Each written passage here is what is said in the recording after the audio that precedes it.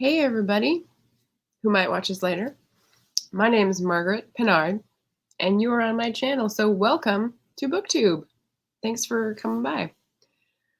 I'm gonna be doing, hey, Jay's here.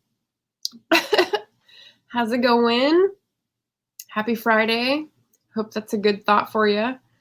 I am taking a break from doing tax paperwork because I put it off to the last minute and I thought I'll limit my amount of stress if I limit the amount of time I have to stress about it.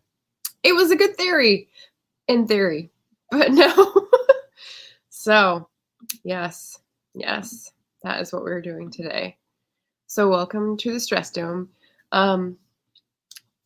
Yeah, you're on BookTube. I'm going to do some current updates today for the live and then do the bar and the bookcase book tag, which is all about drinks, a big long list of drinks that you can turn into book recommendations. And I did some homework. It's like a week old, but it should still be good.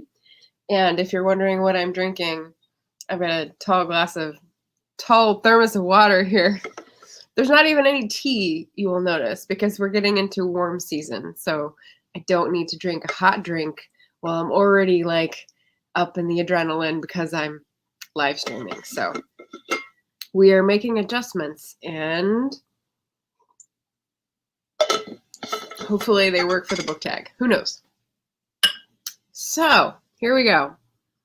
Hey, Jeremy's here too. Water really is the best drink for humans. I will say it. Say it again. No iced tea? You know, if I hadn't been working on tax paperwork, I might have been able to do tea and then ice it, but no. All right. Let me take that off. There we go. So I can just look at your guys' comments. Woohoo! I just wanted to say announcement stuff. So we have a treasure trove drawing. Treasure trove, let me enunciate that, which is giving away books and bookish things in the mail. And so I wanted to direct you to this is my epic preparation, which is, I'm sure, very impressive. The video that is going to be next week. Anti-iced tea. I don't. Oh, meaning that I don't like it? I mean, it's okay. I like the barley tea that you get in the Asian grocery store, iced. I don't really do Lipton iced tea. My sister sucks it down all the time. She's in Texas. She needs iced tea like that. I don't. So normally, I don't know. Just go without. Do water. Wow, people! It's like a popular Friday. Don't even have water here. What? Jim's dropping in to say hello. I know it's midnight, I think, unless the time changed again. In Tbilisi. Noah's up here. Noah's close to 1,000 subscribers, so maybe give us an update on how that's going. Hey. All right, so that is next week's, so make sure to show up or, say hello.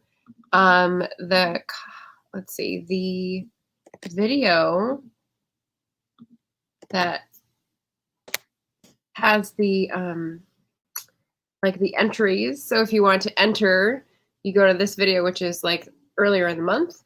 I'm gonna see if putting the TBR video as the entry video it works, because it's one that people will usually see. So we'll see. I don't know. We're always experimenting, so we'll see if that works. Oh no, water's cut off till 8 a.m. Well, we have that here every once in a while too. I hope it's not an ongoing thing because that sounds annoying. Oh my gosh, we're over 1,000. Congrats. Very, very cool. Awesome. All right, and then to enter the treasure trove thing, you go to the Instagram, and I'm putting a link in here that has the highlights of the stories. I think I put 10 pictures up that have the book, little packets that I'm gonna send out together. And if you like any of them, you go to that second link, which is the video where you're supposed to enter, and you say, oh, I like this one, I like that one, enter me in, and I'll do the drawing next Friday at the Friday Live, which is the first link. Sorry if that didn't make sense. It's all in there. I'm sure you guys are smart enough to figure it out. So there you go. Okay, so that's the announcement portion. Let's see. Current updates. I'm reading this for a buddy read. I don't know if anyone's heard of this or read it. It's a short story collection by a Chinese American writer, and I'm not totally enjoying it right now. So I'm reading that with Kim at Bookmarks and Breadsticks, and I don't know her thoughts. She said she's taking notes, but I think she's like hiding them until we share so that she's not affected, which is a good approach because you don't want to change someone's reading experience, especially if someone is like, I don't know. So that's good. I did Beth Ann's, what is the title of the video you just put out? Judging quickly. I can't remember what it was, but I tried to do that for the remaining Asian reads. So I read the first chapter of Pachinko and the Woman Warrior a couple nights ago, and I love them both. So I'm very excited for those as soon as I finish with Sour Heart. And then I fell asleep because I was tired, but these are the other, whoops, no, that's right. This one's upside down. These are the other two that I didn't get to reading the first chapter for, but it looks very good, especially this Chinese Hawaiian immigrant story. A Little Too Much Is Enough by Kathleen Tio. So I need to read the first chapters of these and get excited. There was a sticker over part of the title. Sour Heart. Yes. Sorry, Jeremy. A library book. Yeah, so it has a sticker. Sour Heart. And Potato Brarian. Bar and Bookcase. Clicked immediately. Yes, well, I've already established that I am just drinking water, but we're talking about drinks and book recs. So, and Amy's going to watch Eating Her Lunch. Excellent. And Pachinko. Totally. Yes. So I'm sort of mediating between the one book that I need to read for the buddy read and the other books that I'm just starting and I'm going to get swallowed up by. So we're good. All right. So the Bar in the Bookcase tag is by the channel, The Bar in the Bookcase. And I was tagged by Tina at Beating Around the Books. And after all this, I'm going to put all that information in the description. I didn't want to do it before because if you're like me, your eyes start wandering and you look at the books before you say them. And I may not say them. I don't know. So no cheating during a live. Okay, so the first drink is the Old Fashioned. Guess why this speaks to me. The historical fiction recommendations. Okay, so I have 4. Historical fiction lovers rejoice. I'm sure Pachinko will fall into this category as soon as I finish it. But Gentleman of Moscow, Messenger of Truth, call out if you've heard these before, Beekeeper's Apprentice, and Precious Bane. So that was sort of my sprinkling of a lot of these are on my favorite shelf, actually. And they're also historical fiction, and they're somewhat diverse. Messenger of Truth and Beekeeper's Apprentice are not. Those are pretty similar. They're historical mysteries.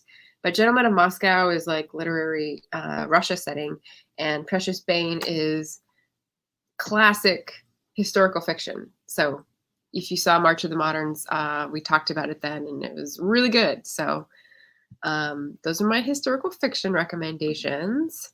Hi, David. Happy Friday, everybody. That was the Old Fashioned. If you like old fashions, give me a thumbs up.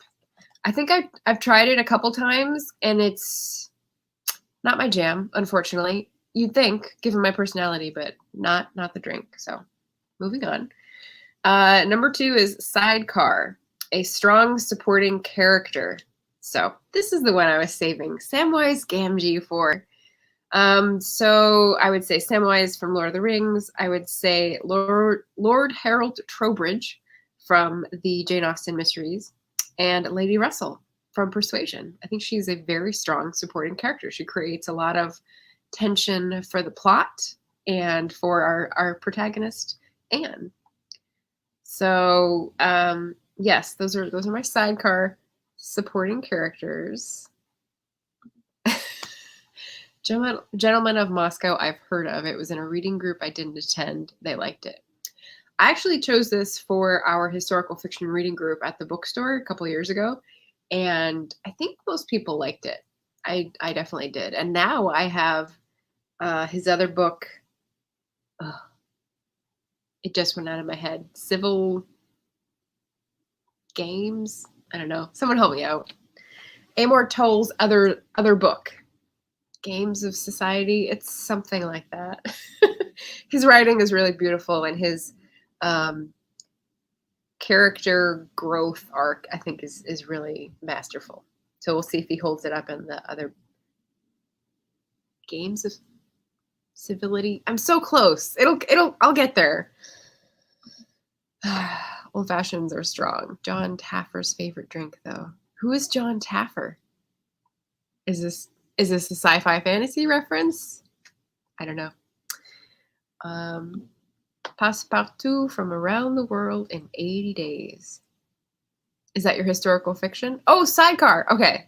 Supporting side character reference. Well, I like the name. I haven't read the book, so Passepartout. I mean, that sounds handy. That definitely sounds handy.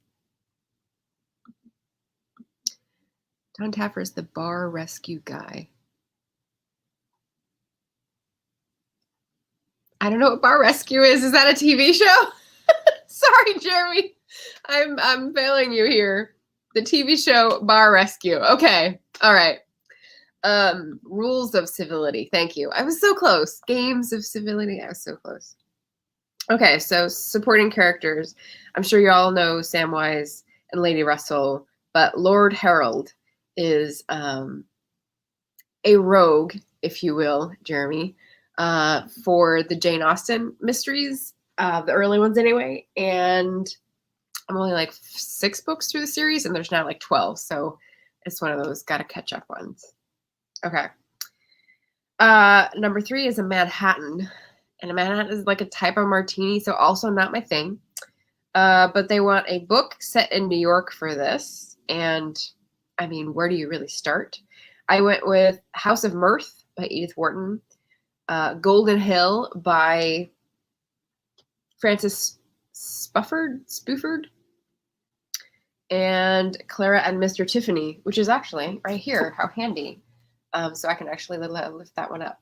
Susan Freeland. She specializes in doing women in art historical fiction. So this is actually really great. It brought in a lot of political stuff and changing social mores in the early 20th century, kind of around the period I'm writing about, but maybe 10 or 15 years later. And yes, I really like that one. That was set in New York. You got to learn about the bohemian neighborhoods there. That was fun. Has anyone read Golden Hill? Frances Spofford? I don't know. It's a British name. Some Brit can help me out. It's 18th century New York City, and there's a merchant, and he's got this harebrained scheme, and no one knows whether to trust him, whether he's for real or not.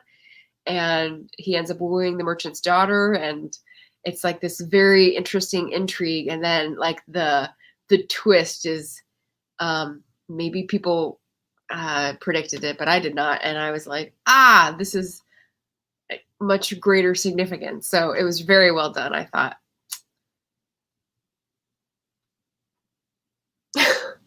Oh gosh, Bar Rescue. Apparently it's a show that fills Amy with fear about what's going on at bars she goes to. Oof. I have trouble ordering chicken at restaurants now. I'll cut into it to make sure it's cooked through. Oh, interesting. So it's like a reality food show? Bar Rescue. It's not like a Gordon Ramsay thing, is it? Anyway, yes, Bar Rescue. So Manhattan, House of Mirth, any Edith Wharton fans in the audience. Golden Hill, great 18th century New York City sort of mystery-esque suspense. And Claire and Mr. Tiffany, historical fiction. I'm going to work in more, of course I am, about New York and bohemians and art glass, because it's about Tiffany glass. So very cool. All right. Number 4 is Bloody Mary. And my mom likes these especially on the airplane. You know, people will get ginger ale. It's like the myth that everyone gets ginger ale on the airplane, even though no one drinks it on land.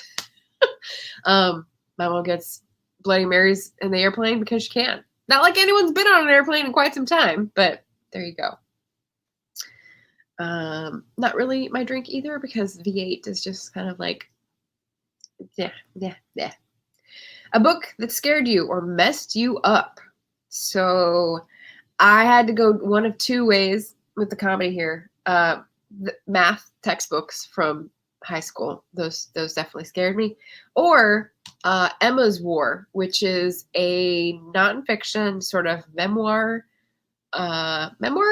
biography, because it's about a woman named Emma who went to do international aid work and became romantically involved with an African warlord and was sort of like taken into the community and got into a lot of like political messes, it sounded like. But it's the first place I ever heard about someone being woken up by a rat gnawing on them. And so that stays in the brain. Yeah, that was an experience I can't forget. Girl next to me on a plane during one of my last rides is drinking a Bloody Mary. Surprised. Because it's like an older person drink, or why? I don't know why surprised. It's like halfway healthy. I mean, it's like a sneaky kind of drink. Yeah, so books that scared you. Question number 5 is the Espresso Martini, which I've never tried. I don't need to. But it's asking about a book that kept you reading into the night. And so I'm just going to bring up Sunshine again. I know Tracy Bobie, another author tuber, said she was going to look that up from the last time I recommended it. I'm just going to keep recommending it. Sunshine by Robin Mckinley. It's fantasy romance. It's vampires. It's funny as heck. And these like lovable, grumpy characters who, you know, find each other. And then it's not really, it doesn't end all like nice and tied up. It's just sort of like your universe is expanded by the end. So I really like that book, and I'm just going to recommend it again. Oh, okay. Gotcha. Drinks with fruit juices in them are healthy, right? Of course. Yes. This is where you do one thing with one hand and a different thing with the other hand, and you balance it out. You neutralize the effect.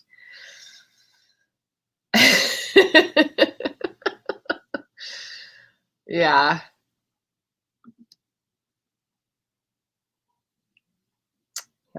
Yep. Bottomless mimosas. Did you guys know that a mimosa is a kind of tree? Oh, and I'll take this moment to take a break before the Sazerac to say, what have I read so far that I really enjoyed?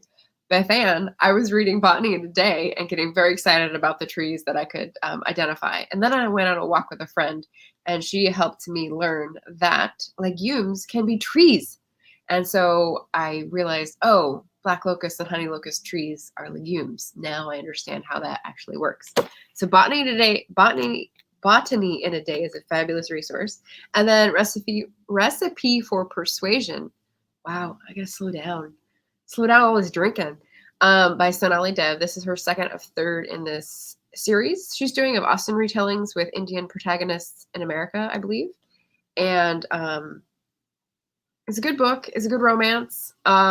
It's a little overwrought, but there were some great scenes and great moments of paralleling with the Austen story that, you know, make Austen freaks go, yeah. She did that very well, and I enjoyed that muchly. Yes.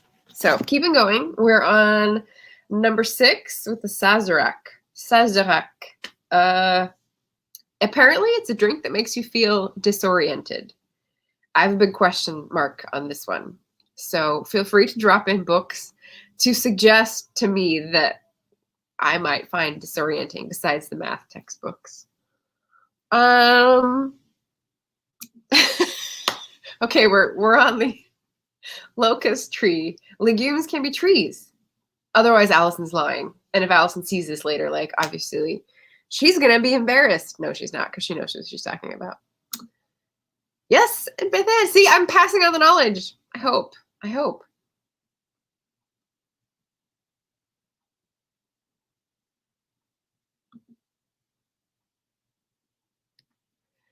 Is the recipe for persuasion ethos plus logos plus pathos? Okay, there's my book that is disorienting. I know what pathos is for sure. I know what logos is because of religion class, and ethos, I'd have to be reaching, like ethics. So Jeremy's confusing me over here with his comedy. It's not landing with me. Sorry, it's over my head. Or references that I'm not getting. Oh God. Long Island iced tea, bottomless. That's not a good idea for anybody.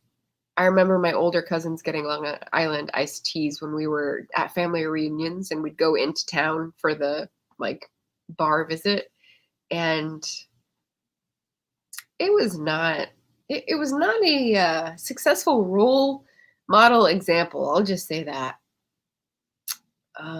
House of Leaves. Yes, that is a disorienting book. Noah says it's also awesome. Okay. Point taken. You read House of Leaves back in like freshman year, and it was so trippy. I bet. You know what else is? Sina is the one who tagged me in this, and she had that. I think she was the one who had that book that you can take it apart and read it in different orders, and it means different things. Like it was a deconstructed book. And she was super excited about this when she got it a long time ago, but she didn't finish it or something. It was just like a while ago that she talked about it, but that would be disorienting. Yeah, but the books that I read for the most part are not disorienting. If they're not successful for me, the adjective I would use would be opaque, maybe. Yeah. The Ship of Theseus? Is that what you think Tina's book is called? That doesn't ring a bell with me, but I mean, my memory. Yeah. Beating Around the Books. Excellent channel. Just go check it out. I'll put her in there as well because she tagged me in this one. So,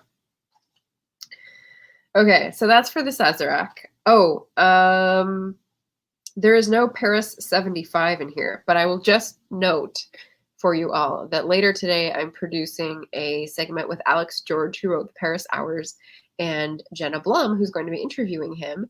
And she is making a Paris 75, which is apparently like gin and lemon juice and bubbles of some sort. And it looks very fancy. I'm obviously going to be drinking my water and crashing lamps. But I'm very excited because it's Paris, and the sort of sub theme or like linked theme is In Search of Lost Time, which I'm not a huge fan of, but I think Alex George will make it interesting. He's a bookstore owner / author, and those are always the best people, right? Right? I mean, come on. So yeah, I'm very excited about that. It's 7 p.m. Eastern, 4 p.m. for me. So yes, Paris 75, darling. It's not fancy. It's Facebook Live and YouTube, so you can all join in if you're interested in the Paris Hours, which is like a mystery in one day in World War II. So, okay, so that's enough for the Paris drinks. The next drink is, as Joe predicted, the Long Island iced tea. And the question is a book that is doing too much, but bonus if it works anyway. And I put Last Harvest down here, which is a nonfiction about development. But I don't think that's right, because that was my answer for this question as regards to the cover, if that makes sense. When I did the video on covers that were awful or could do better. That's what it was. Could do better book tag. So I don't think Last Harvest qualifies for that. A book that is doing too much, but it works anyway. I mean, Laini Taylor comes to mind. Or ones that don't work. Doing too much and don't work.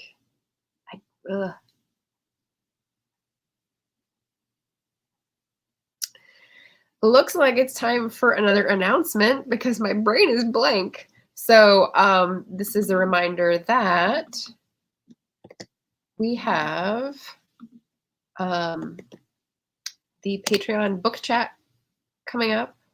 So basically, I have a book club every other month, and then the month that we're off, I have book chat.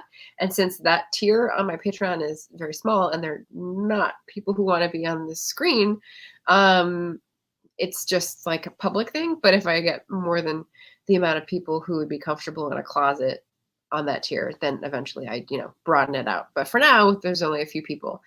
And so I'm just having like a general extra video, double duty kind of video. So the guest is going to be Katja Weinert. So if you guys know Katja from her channel on here, she's delightful. We'll be on Sunday, 11 a.m. this weekend, 11 a.m. Pacific time, 7 a.m. UK Greenwich Mean Time. And we're going to chat about unfamiliar genres. So both reading genres we're unfamiliar with and how it's good, bad, affects us, doesn't affect us, stuff like that. So that was the sort of topic I threw out there, and she was game. So that is what we're going to use as our jumping off point for Sunday morning for me. And if you want to check out what Patreon possibilities there are, I'll put that there as well. Okay. Nothing came to me in terms of book trying to do too much. And I mean, I could say The Rise of Teddy Roosevelt. I didn't enjoy reading that book. I read little pieces of it and it just seemed to go on. It's an Edmund Morris book, and he's a biographer that does like 800-page tomes. So I'll say that one for now, and I may change it in the description box if I get a better answer. So there we go. Long Island iced tea. No thanks. Number 8 is a Negroni. And I've heard of these, but I don't think I've ever had one. So give me a thumbs up if you're a Negroni fan. It was very popular at a certain point. People I knew, but it may be old hat now. And the Negroni asks for a love triangle. I'm not sure what the connection is. And I just finished reading The Woodlanders for April, yeah, I guess, by Thomas Hardy. And I have had this discussion with a few of you before that Thomas Hardy is not really my jam, but I want to give him one more chance. I had a book of his in high school, which I wasn't that excited about, and I read this with a couple booktubers, and I'm going to be chatting with them next week maybe about like final thoughts. And maybe he has like another side that I haven't seen. So maybe Far from the Madding Crowd will be different enough that I will like it. We'll see. Tori at Hufflepuff Discovery mentioned something Ethelbert, which is a lesser known Thomas Hardy that was very different in like structure or theme that might be more up my alley. So we'll see. I'm just like keeping all this in mind. Not urgent, but yeah, I'll give him another chance. Number 9, The Bay Breeze, which I had never heard of as a drink. So I don't know. Is that a East Coast thing or something? The Bay Breeze wants a book that is light, chill, or has heartwarming vibes. And I do have these. So I said any Rosamond Pilcher. So Rosamond Pilcher is sort of a dated author. She wrote in the, 70s, 80s, 90s. And Solstice is the one that comes to mind. But she writes in a romantic suspense type of genre, but in a certain like milieu. So like British upper class that is sort of struggling to grapple with modernity in the 70s and 80s. So once you sort of get over that very airtight container of there's no world politics or things larger than relationships going on. I mean, you could just evaluate the story on its merits. So Rosamond Pilcher. The other person who does that is, for me at least, is Mary Stewart. So she has like a fantasy arm with Arthurian stuff and then also romantic suspense. And for me, these two are very similar in terms of the light, chill, heartwarming vibes that they give. So I just bought a couple $1 books at Backstory that were by Phyllis Whitney because she had a blurb from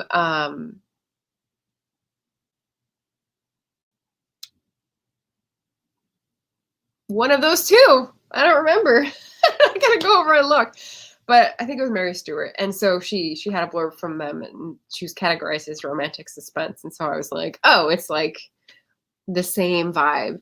And since they're small and they're old editions and they're just like something you can read in a few hours, that was that is the pile that constantly disappears in my house because you reach for something that you want to read for comfort and then you don't want to read it again, so it goes out. So in contrast to all the nonfiction and reference and historical books that I don't want to give up or have read and want to retain, these are the ones that I'm always like running low on. So I'm like snatching them here and there for backup purposes. So romantic suspense seems to be my comfort read. I don't know. But yeah, Bay Breeze.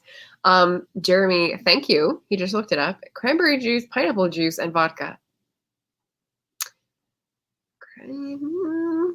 Pineapple juice? I don't know. It sounds colorful. Joe says, this sounds like a fun tag game. I'm doing a live tag game tonight on my rant show. Could I ask for the questions to this tag? Yes. I'm going to go to Tina's video and copy and paste and put them in the description for this video as soon as I'm finished here. And then get back to my tax paperwork. So I'll be sure to do that so you can copy them from here. Oh, and a Bay Breeze is better with rum. Is it called something different if it's got rum instead of vodka, though? I bet it is. I bet it's got like a twist. A twist, if you will. Like I said, it's just water. I'm just this high on life. Yes. All right, so last couple questions. Number 10, The Dark and Stormy, which sounds amazing. I mean, who has Snoopy as an author writing his novel? And like, I love the image. The Dark and Stormy. It's asking for a book recommendation that is menacing. Menacing. I said almost every category. So there's lots of nonfiction that is menacing. Like if you read about the Golden State Killer, like you won't want to stay alone in your house. But I wanted to highlight the 2 horror books. So I am not a horror fiction reader. No. But recently I have been convinced to read outside my comfort zone for 2 books only in this genre, which is The Only Good Indians and When No One Is Watching. So because they have like a literary and diversity sort of reason to read them because they're about a different cultural experience. Only Good Indians is native. I just blanked on his name too. It's got like,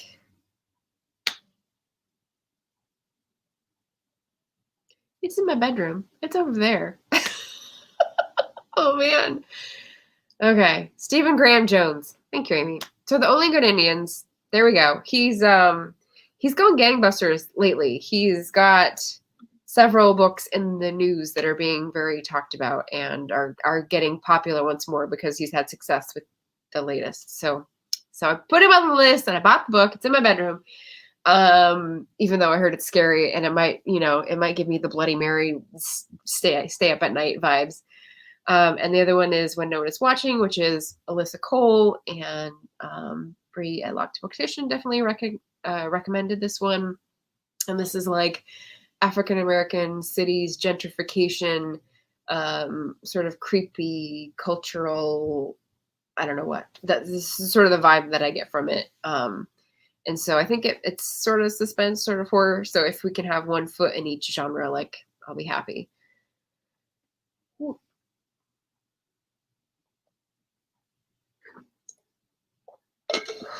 Whew. All right. So those two are getting in under the tent because their reputations precede them, and people I like have recommended them, and I want to enlarge my experience, so I'm gonna risk it. Oh, Amy's reading When No One Is Watching. Excellent, but the narrator is hilarious, even though it's a horror thriller. Well, there you go. One of the things I really enjoy about the native authored books that I've been reading lately is the humor. Like, it takes a while to get on the same frequency as the humor because it's dark, but it's what I've seen native booktubers say. It's like their humor is dark because they've gone through so much, as the culture of indigenous tribes has been so decimated and traumatized, that their humor has to be the variety of, well, you laugh or you cry, you laugh or you scream, right? So you gotta find some way to turn it around and make it laughable. So yeah, I wonder if When No One Is Watching, it's going to be sort of similar. Yeah, about community. Good stuff. And these are also like newer books than I'm used to, and like more hyped books than I'm used to. So Brittany at Literally Smitten was talking about hyped books give her hives, and that's her new tagline for her channel. And I was pretty in agreement with that. Just because they're more expensive and like everyone else is already talking about them, I tend to avoid stuff like that. But when someone from a different culture recommends something, so many people do, it's like, okay, well, this seems like a formative experience. I want to see what people are talking about and process it. So yeah. All right. Last one. Martini. Question 11. The Martini, a classic. So I have 3 favorite classics. The one I used to say was my favorite book of all time, Jane Eyre. Yes. The one that has gotten nearer and dearer to my heart as I've gotten older, which is, I'm going to make you guess. Let's make you guess for this one. Classic has gotten nearer and dearer to my heart as I've gotten older. And we've already talked about it during this talk. I'll take another sip to give you a moment, and then try to remember if I have anything else to highlight.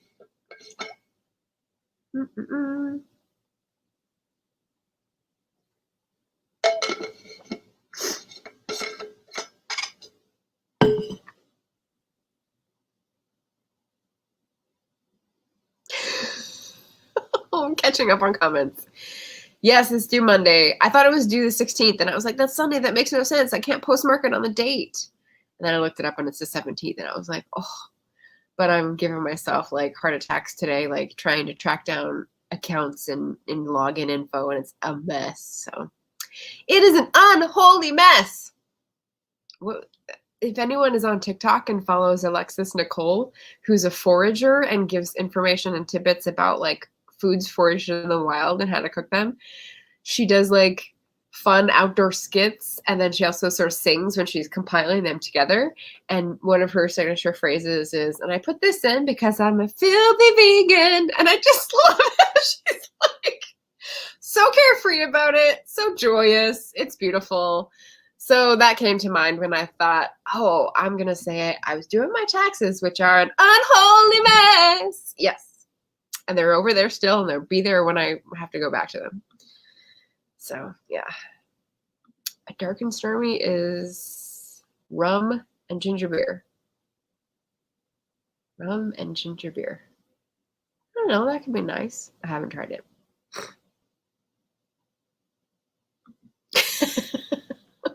You did them ahead. You're ahead of the game. This is good, Jeremy. Pat yourself on the back. Well done.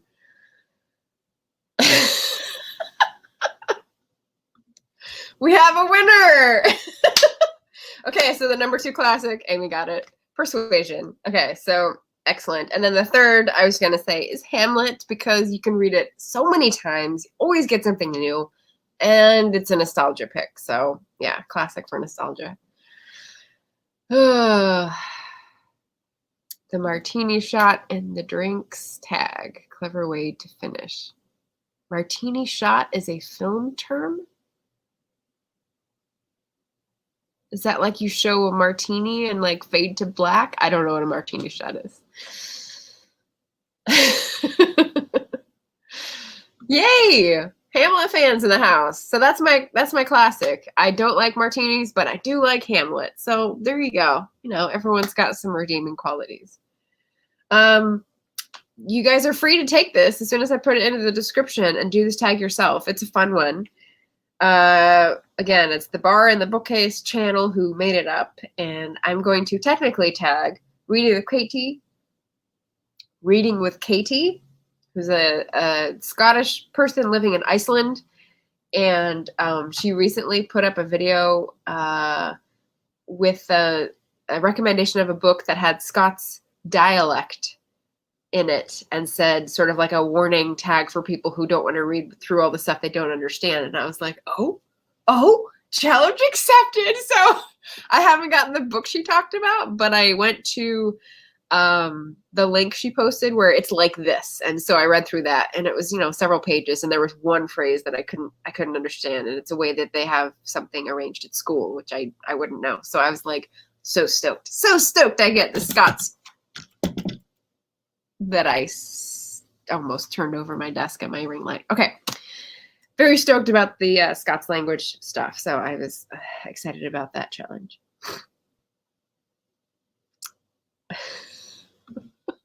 Hamlet, son of Hamlet. So many students get confused by the naming in that play.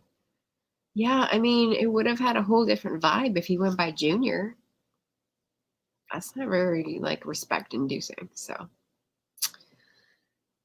Oh, yeah, you do. Edith Wharton's great. And you've already got House of Mirth on your shelf. The Age of Innocence has a great movie, but The House of Mirth is the one that I took more quotes away from. I don't know if you did this in high school, but I took quotes from the reading that I liked and put it on my binder. And The House of Mirth was one, I think it's the one where I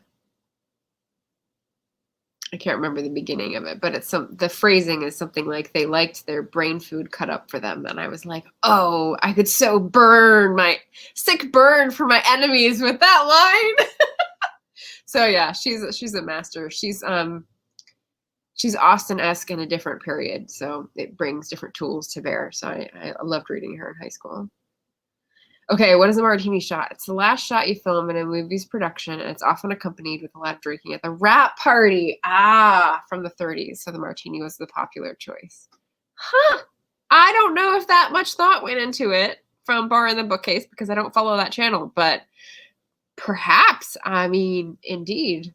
That's very cool. Okay, so martini shot, Reading with Katie, very literary Carrie. I don't think she drinks either, but she'd have great choices for these. Literarily Smitten, who I mentioned already because of the Hive's hyped comment.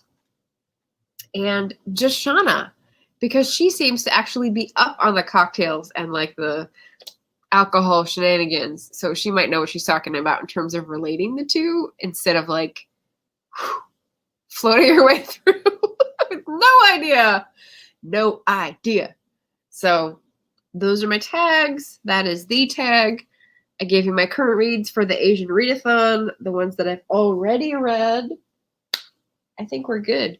The last thing I wanted to leave you with was product placement. Have you guys tried this? Synergistically seasoned popcorn. I just found this at Trader Joe's a few days ago and have been nom-nomming on it. It's like the perfect food to eat when you're wanting to chew on something, but like don't need a lot of protein, calories, and it'll make you drink water because it is pretty spicy. So there you go. Product placement. I wish Trader Joe's sponsors no one, so you can be sure that I'm not being sponsored.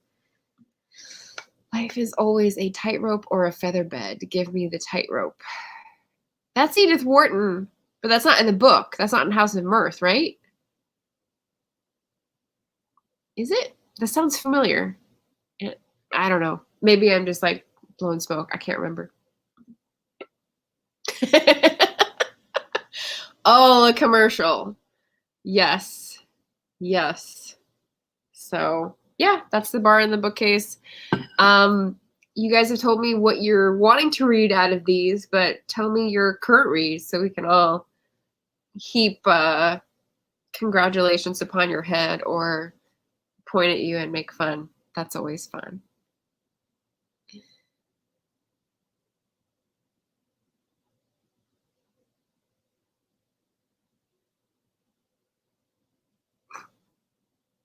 Okay, an Edith Wharton quote. Very cool. Yeah, she had a very interesting life. I did a paper on her my senior year in high school, and yeah, had a lot of stuff going on. Okay, Beth Ann is still reading Monte Cristo. Not the sandwich, the book, I assume. Oh, and because Beth Ann started the How to Pronounce My Name and Jeremy was here earlier, Margaret, it's 2 syllables. Pinard. You know, is anyone a fan of Singing in the Rain? You know the part where they go into the speech artist, I can't remember what he's called, his office, and they do Moses supposes his toes are roses. I love that song. It's so great. He has like a xylophone because apparently they used like notes, and so does Henry Higgins in My Fair Lady. Like Margaret Pinard. Dun, dun, dun. It's pretty simple, but thinking about it in musical terms is interesting. I didn't do that much before, but it's in the media, so it must be true. Okay, that's a Hamlet quote. I know that one. You know what came to mind earlier today when I was thinking about the popcorn was, I eat the air, promise crammed. And I think the popcorn makes me think it's like promise crammed because it's got spicy, sweet, salty, smoky, but hardly any calories. That's what I'm eating.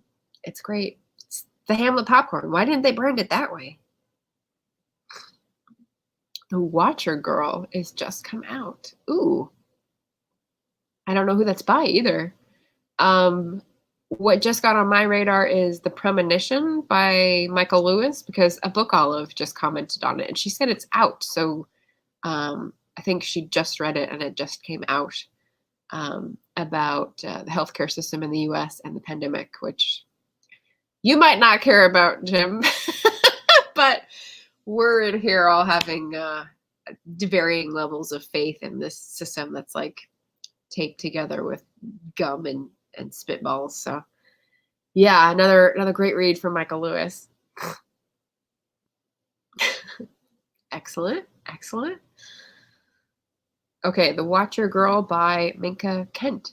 Cool. It sounds like a suspense mystery. Sounds good. Noah, what are you reading? Joe, what are you reading? Joe's doing too much stuff. He doesn't have time to read. Amy, she told us what she was reading, and I forgot already.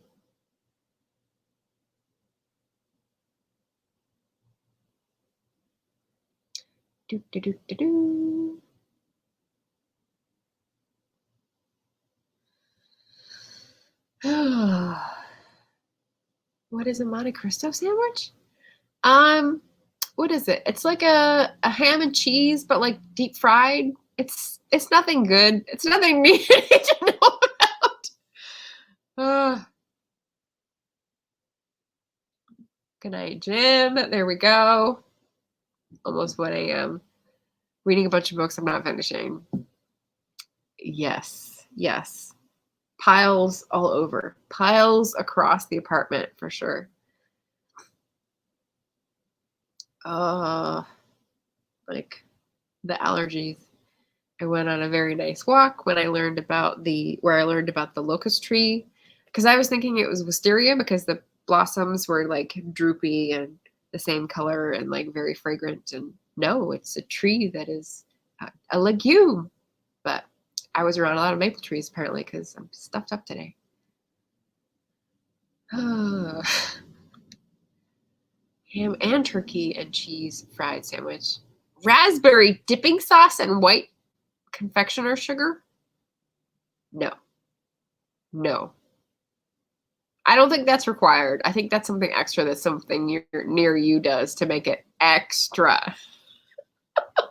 I've never heard of it having a sweet powdered sugar dipping. Like, no, that's not real. Oh, cool. Okay, Joe says he's reading The Artist by friend of the pod, friend of the channel, Christy Stratos, and The Human Cycle by J.D. Estrada, who I almost tagged in this, except he can't do tags because he's doing too many other things. Yeah. Excellent. Very cool. The Human Cycle is the mystery thriller, not the poetry one that he's working on a sequel for, I think. So excellent. Cool. Well, it's all Monte Cristos and current reads. I think that's the tagline for this this video. Happy Friday, everybody. Stay safe.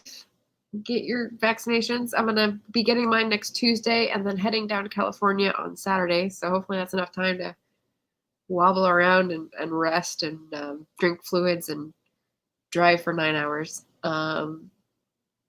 And you know what? I still have to do the taxes, post them Monday, send Beth Ann her book swap books by Monday as well. And then I need to decide which books I'm taking down with me. I'm going to be there for at least 2 months. So like I got to actually plan the TBR, which is kind of debilitatingly nerve-wracking. Like I have to choose however many books I'm taking down. I mean, it's a car, it's not an airplane, but then I have to stick to what I choose, which is awful. So wish me luck. And if you have any travel in the future, travel safely. Oh, down to Sacramento area. I'm excited. Oh yeah. Yes. When we trade addresses, I will give you the swap address in California, my parents' house. Yeah.